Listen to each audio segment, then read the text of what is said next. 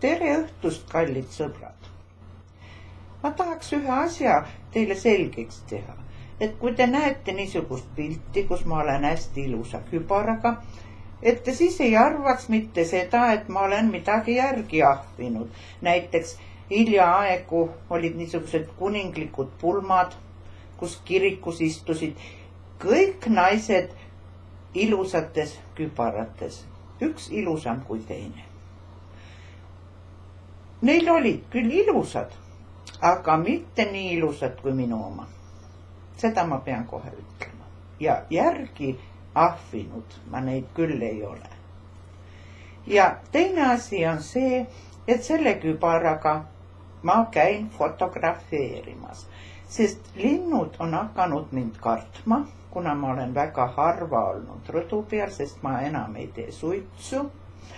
Ja siis, kui nad mind kardavad ja näevad, siis nad lendavad kohe ära. Aga kui ma lähen selle kübaraga, siis nad arvavad, et ma olen põõsas metsa all. Vot niimoodi.